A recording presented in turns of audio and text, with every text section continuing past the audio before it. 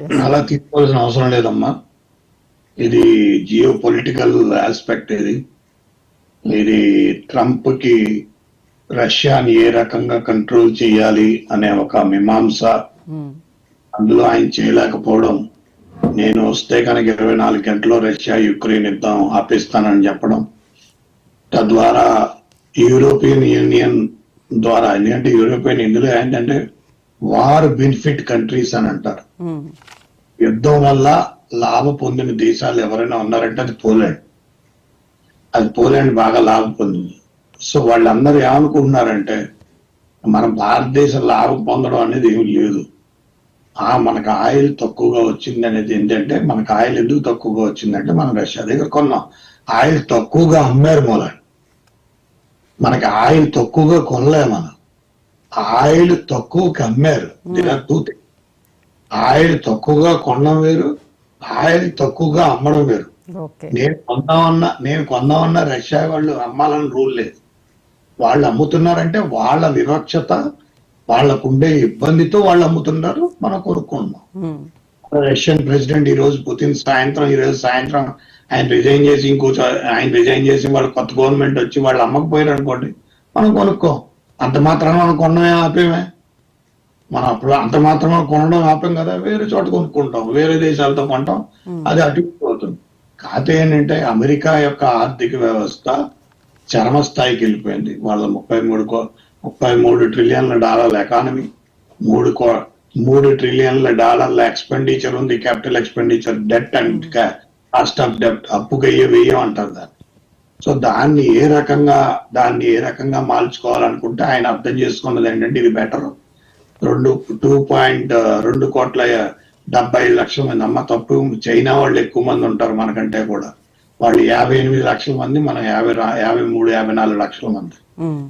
వాళ్ళు చైనా వాళ్ళే ఉంటారు. కాబట్టి వీళ్ళు ఎవరైతే ఈ 2.5 కోట్ల మంది ఉన్నారో వీళ్ళ దగ్గర నుంచి ఈ డబ్బంతా వసూలు చేసి మనం ఈ అప్పుని ఎంతవరకు తీర్చగలిగితే అంతవరకు. 3 ట్రిలియన్ డాలర్ల డెప్ట్ ని ఆయన తట్టుకోలేకపోతున్నాడు. ఆయనకి విధానం అర్థం అవట్లేదు. పక్కన ఉద్యోగాలు ఆయన అన్వేషించలేకపోతున్నాడు. ఆయనకి చేత కాదు, ఆయన ఒక లీడర్ కాదు. ఆయనకి ఏంటంటే ఒక ఉత్తేజితంతో ఉంటాడు, కానీ ఒక క్యాపిటలిస్టిక్ ఎకానమిస్టే కానీ ఆయనకి ప్రభుత్వం కానీ, రాజ్యాధికారం కానీ, ప్రభుత్వాధికారం కానీ, ప్రజల విధి విధానాలు కానీ, ప్రభుత్వ విధి విధానాలు కానీ, అంటే ఒక ఆర్థిక వృద్ధి ఇవన్నిటి మీద పెద్ద అవగాహన లేని వ్యక్తి ఆయన. ఓకే. సో ఆయన మూలన ఏమైందంటే అది ఆయనకి ఈ నిర్ణయాలు, నేను చెప్పేది ఏంటంటే ప్రజలకు తెలియజేయవలసింది ఏంటంటే ఈ నిర్ణయాలు, ఈ $1,00,000 $1,00,000 వేసాడా, $2,00,000, రేపు పొద్దున మహా అయితే ఇంకోసారి రేపు పొద్దున H1 వీసాకి $2,00,000 అంటాడు. దాన్ని బట్టి ఏంటంటే ఆయన చాలా త్వరితగతిన ఆయన వీక్ అయిపోయాడు. ఆయన మన భారతదేశాన్ని నిలువరించలేకపోతున్నాడు. రష్యా నుంచి మనం ఆయిల్ కొనుక్కోవడం ఆయనకి ఇష్టం లేదు, కానీ మనం రష్యా నుంచి ఆయిల్ కొనుక్కోవట్లేదు, వాళ్ళు అమ్ముతుంటే మనం కొనుక్కుంటున్నాం అనే పదాన్ని ఆయన మర్చిపోయాడు. ఆయనకి అది అర్థం తెలియట్లేదు. ఆయన ఏదో ప్రెషర్ చేసి ఏదో రకంగా చేయాలన్నారు మోడీ. అటువంటి విషయాల దాకా ఎందుకంటే ప్రజలు ఇంపార్టెంట్. 150 కోట్ల మంది శిరోధార్యం ఏంటంటే 150 కోట్ల మందే. మనం ఎవరికి శిరోధించవలసిన అవసరం లేదు. మన ఆర్థిక వ్యవస్థ చాలా పటిష్టంగా ఉంది. ఆర్థిక వ్యవస్థలో వచ్చే మార్పులు ఏం లేవు. కొన్ని 14 నెలలు మాత్రం అటు ఇటుగా అవుతుంది. ఏంటంటే బ్యాలెన్స్ చేయాలి, కొన్ని విషయాలు బ్యాలెన్స్ అవ్వాలి. ఎందుకంటే వాళ్ళు చాలా తెలివితేటలుగా మన భారతదేశంలో $250 బిలియన్ ఆర్థిక ఏది వ్యవసాయ రంగానికి సంబంధించి, ఎసెన్షియల్ కమోడిటీస్ కి సంబంధించి, తర్వాత డైరీ ప్రొడక్ట్స్ సంబంధించిన మార్కెట్లో దూరాలి అనే ఒక ఉద్దేశం, అందులోకి వచ్చి డిస్ట్రాయ్ చేయాలన్న ఒక దురుద్దేశం అనేది స్పష్టంగా కనబడుతోంది. అలాంటివి రాకూడదు. Bilateral relations are separate. ప్రజలకు తెలియవలసింది ఏంటంటే బైలాటరల్ రిలేషన్స్ ఆర్ సెపరేట్. అప్పుడప్పుడు కొన్ని సమస్యలు, కష్టం నష్టం వ్యయం వస్తాయి. కష్టం నష్టం వ్యయం వచ్చినంత మాత్రాన మీ దగ్గర లాభాలు ఉంటాయి. ఆ లాభాలు 14 నెలల 15 నెలల 2 సంవత్సరాల మీరు అది అడ్జస్ట్ చేసుకోవచ్చు, చెయ్యండి. పిల్లలందరూ అమెరికాయే వెళ్ళాలని రూల్ లేదు. అక్కడ ఏం జరిగేది 2026 నుంచి 2027 నుంచి కూడా పూర్తి వృద్ధి అనేది ఆర్టిఫిషియల్ ఇంటెలిజెన్స్ మీదైనా దేని మీద అది మొత్తం భారతదేశంలోనే జరుగుతుంది. భారతదేశం 2027 నుంచి కొత్త పంతులు తొక్కడం గ్యారంటీ. ఇందులో విషయం ఎంత విచిత్రం ఏం లేదు. మీరు దీనికి భయపడి వాళ్ళు కావాలని చేస్తున్నారు. ఎందుకంటే పానిక్ సిచ్యువేషన్ క్రియేట్ చేయాలి. ఆ పానిక్ సిచ్యువేషన్ క్రియేట్ మనం చేస్తే మోడీకి ఇబ్బంది అవుతుంది. మోడీ గవర్నమెంట్ కి ఇబ్బందిని చేయాలన్న ఉద్దేశంతో చేసే వ్యవహారం తప్పించి ఆయన ఇబ్బంది పడుతున్నాడు, ఆయన చాలా ఇబ్బందుల్లోకి వెళ్ళిపోతున్నాడు. కాబట్టి ప్రజలకు తెలియజేయాల్సింది ఏంటంటే H1B వీసా అయినా కొంతమందికి ఇబ్బంది అవుతుంది, కష్టం ఉంటుంది, వ్యయం ఉంటుంది. ఈ మూడు మీరు తట్టుకునేందుకు సిద్ధంగా ఉండండి. ఇది ఎక్కువ కాలం ఉండే పరిస్థితి అయితే కాదు. ఇది 4 నుంచి 6 నెలల లోపల మధ్యలోనే ఇదంటే బయలాటరల్ ఇష్యూ. వాళ్ళకి మెయిన్ గా నిన్న ఆయన ట్రంప్ బ్రిటన్ వెళ్ళాడు. బ్రిటన్ లో చాలా వ్యవహారాలు కొలుక్కి తెచ్చుకున్నాడు. వాళ్ళు యుద్ధానికి వెళ్తున్నట్టున్నారు. నాటో రష్యా మధ్య యుద్ధానికి ఆల్మోస్ట్ అది క్లియర్ అయిపోయినట్టుంది. అందుకే BT బాంబర్స్ నిన్న రాత్రి అర్ధరాత్రి వాళ్ళు అమెరికాలో వాళ్ళు లండన్ లో దించారు. So there is something is going. అందుకనే మన భారత సైన్యం కూడా రష్యా దగ్గర అక్కడ, ఎందుకంటే వాళ్ళు రష్యాతో పాటు రష్యన్ సైనికులతో పాటు మన వాళ్ళు కూడా యుద్ధాభ్యాసాలు చేశారు. సో అదేవో అవన్నీ బయలాటరల్ రిలేషన్ ఆస్పెక్ట్స్ లోకి వస్తాయి, డిఫెన్స్ అండ్ డిప్లొమసీలోకి వస్తాయి. అంతే తప్పితే ఇదేదో అయిపోయింది, ట్రంప్ ఏదో మనకి చేశాడు. ట్రంప్ అనేవాడు ఏమి చేసేది ఏమి లేదమ్మా. అక్కడ డీప్ స్టేట్ అని ఉంటుంది. ఆ డీప్ స్టేట్ అనేది పెంటగాను డీప్ స్టేట్ కలిపి ఉంటే అక్కడ నేను చదువుకున్న 4 ఏళ్ళు నాకు తెలిసేది అంత విధి విధానం పూర్తి అర్థం ఉంది. సో అంచేత ప్రజలకు తెలియజేయాల్సింది ఏంటంటే కొన్ని సమస్యలు అయితే తప్పకుండా వస్తున్నాయి. అది మీ కాళ్ళ దాకా వస్తాయి, మీ చేతుల దాకా వస్తాయి, మీరు ఇబ్బంది పడతారు.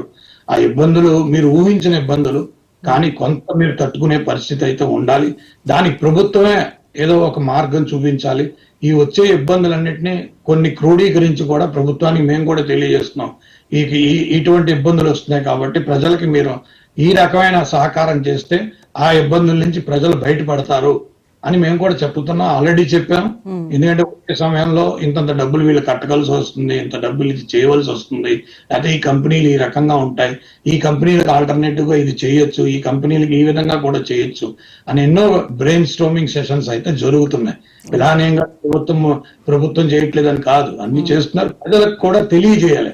ఎందుకంటే ఇది పానిక్ సిచ్యువేషన్ అనేది కాదు, ఇది ఆర్థిక వ్యవస్థ వాళ్ళది కుప్పకూలిపోయింది, వాళ్ళది చాలా ఇబ్బందుల్లో ఉంది. ఎందుకంటే వాళ్ళకి మీకు చెప్పేది అదే 30 crores పాపులేషన్ లో 2.5 crores పాపులేషన్ మన బయట వాళ్ళది, నాన్ ఇమిగ్రెంట్స్ ది.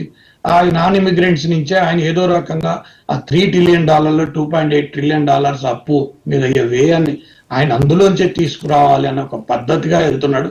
అది తప్పు. ఆర్థిక వ్యవస్థకి ఆ ప్రిన్సిపల్స్ కి తప్పు. ఎందుకంటే మీరు అర్థం చేసుకోవాల్సింది మంది మిక్స్డ్ ఎకానమీ అమ్మ. 20 రూపాయలు భోజనం చేసి బతికేవాడు ఉంటాడు, 20,000 రూపాయలు భోజనం చేసి బతికేవాడు ఉంటాడు. ప్లీజ్ అర్థం చేసుకోండి. ఇది ఇటువంటి ఆర్థిక వ్యవస్థ. ఈ ఆర్థిక వ్యవస్థను ఈ రకంగానే నడపాలి, ఈ రకంగానే పెడుతుంది. ఎక్కడ కష్టం నష్టం ఏం వస్తుంది రాదు నేను చెప్పలేం, వస్తుంది. అది వస్తే మాత్రం ఎక్కువ కాలం నిలవరదు. దానికి తగ్గ ఏర్పాటు ప్రభుత్వం ఆలోచించాలి. ప్రభుత్వానికి కూడా చెప్పేది అదే, ప్రభుత్వాన్ని ఆలోచించుకోమని చెప్తాం. రైట్. యష్ బొద్దులూరు గారు NRI, అదేవిధంగా ప్రముఖ సాఫ్ట్వేర్ నిపుణులు ఉన్నారు. యష్ గారు, యష్ గారు వినిపిస్తోందా? యష్ గారు వినిపిస్తుంది మేడం. ఎస్, చెప్పండి. ఏంటి అసలు ఈ క్రైసిస్ ని ఎలా తీసుకోవాలి? సరిగ్గా మనకి 20 దాదాపు 2000 సంవత్సరం అనుకుంటా ట్విన్ టవర్స్ మీద దాడి జరిగినప్పుడు ఆ రోజు స్టూడెంట్ వీసాలన్నింటినీ కూడా ఆ రోజు మొత్తం స్టూడెంట్ వీసాల మీద అనేక నిబంధనలు పెట్టారు. ఆ రోజు స్టూడెంట్స్ అనేక రకాలుగా ఇబ్బంది పడ్డారు. ఆ తర్వాత ఈ రోజు H1B వీసాల మీద ఇలాంటి దాదాపు $1,00,000 సంవత్సరానికి కట్టాలి అని అంటే నిజంగానే అసలు H1B మీద వెళ్లే ఉద్యోగుల వాళ్ళ పరిస్థితులు ఏంటి, వాళ్ళ స్థితిగతులు ఏంటి? $1,00,000 వాళ్ళు కట్టగలరా? పైపెచ్చు మేము నాసిరకం ఉద్యోగుల్ని కట్టడి చేయడానికే మేము ఇలాంటి చర్యలు తీసుకుంటున్నామని చెప్పడము, ఇదంతా కూడా వాళ్ళ మోరల్ ఒక నైతిక స్థైర్యం మీద ఆత్మస్థైర్యం మీద దెబ్బతీయడం కాదంటారా? అజిత గారు, మాజీ ప్రేక్షకులకు నమస్కారాలు. ఫస్ట్ అండ్ ఫార్మోస్ట్ థింగ్ మనం 2 విషయాలు గుర్తుపెట్టుకోవాలండి. ఇక్కడ ట్రంప్ 100K H1B మీద 100K proclamation executive order sign చేయడం వెనక పెద్ద పొలిటికల్ స్ట్రాటజీ ఉంది. ఇందాక శాస్త్రి గారు చెప్పినట్టుగానే వాళ్ళు చెప్పినట్టుగా స్ట్రాటజీ ఉంది. ఇక్కడ ఏంటంటేనండి, ఇది ఇండియాకి అమెరికాకి మధ్యలో ఒక రిఫ్ట్ క్రియేట్ చేయడానికి, ఒక పానిక్ క్రియేట్ చేయడానికి మాత్రమే ఎగ్జిక్యూటివ్ ఆర్డర్ తీసుకొచ్చినట్టు కనిపిస్తుంది. ఈ ఎగ్జిక్యూటివ్ ఆర్డర్ ని మండే రోజు ఖచ్చితంగా టెక్ జైంట్స్ అందరూ కోర్టులో ఛాలెంజ్ చేస్తారు. దీన్ని దీనికి స్టే తీసుకొస్తారు. ఇది ముందుకెళ్తే